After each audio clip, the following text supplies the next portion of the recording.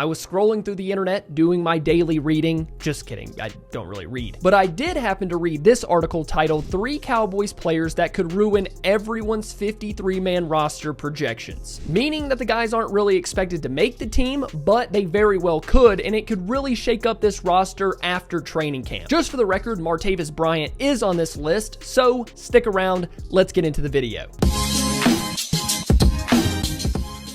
First, let's talk about Brevin Spann-Ford. I was going to make a full video about him, but this is actually the perfect time to discuss the player. Spann-Ford was one of the many players that the Cowboys signed after the draft that went undrafted in 2024. He's a tight end from Minnesota that I think has a legitimate chance to make this team during camp. Ford has the prototypical size of an NFL tight end, 6'6", 260 pounds. And with how the Cowboys have been trying to build their roster, he is a match made in heaven. He's going to make money in the NFL as an in-line blocker that can move people in the run game. His run blocking grade in college, according to PFF, was in the 80th percentile. As an inline blocker, Ford has the strength and technique to win in the NFL, making him an asset to a team like the Cowboys that seem destined to be a power run offense. The Cowboys are completely set on rebuilding and retooling their offensive line, and in turn, rebuilding and retooling their run game. And although they didn't sign or draft a top-tier running back, I think this offense has the potential to be better in the run game than we saw in 2023. If you want to hear me talk about the Cowboys and why I'm not really worried about the lack of a big name at running back,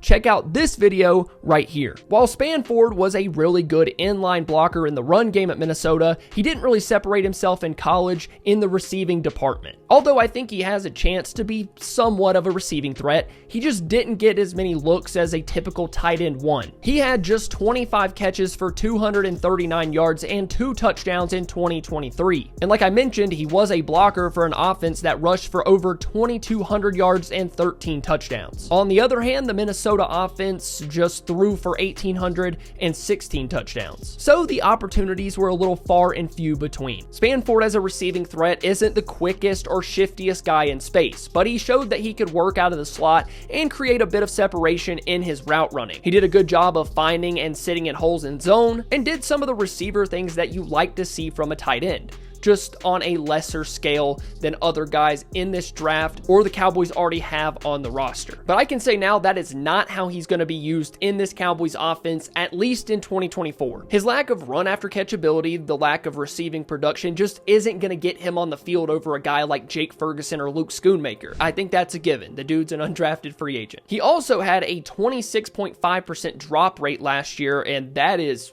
nasty work. Not good at all. So in order for him to make this team, watch what he does in camp and the preseason. Is he the blocking tight end that we think he can be?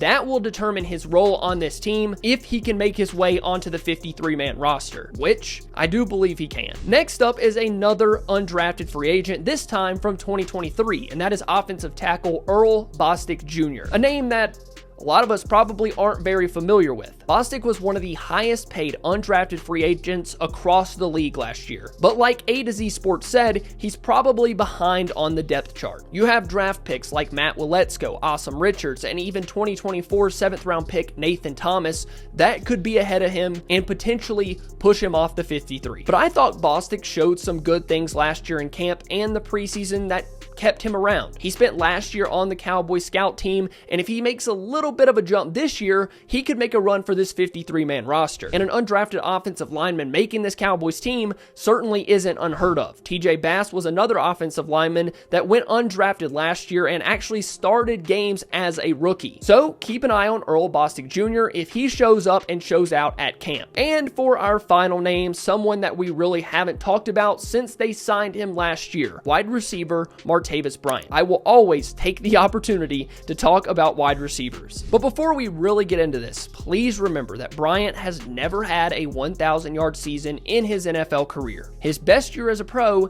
came in 2014. That was 10 years ago for all of my math nerds. Tony Romo was still in the league, all right?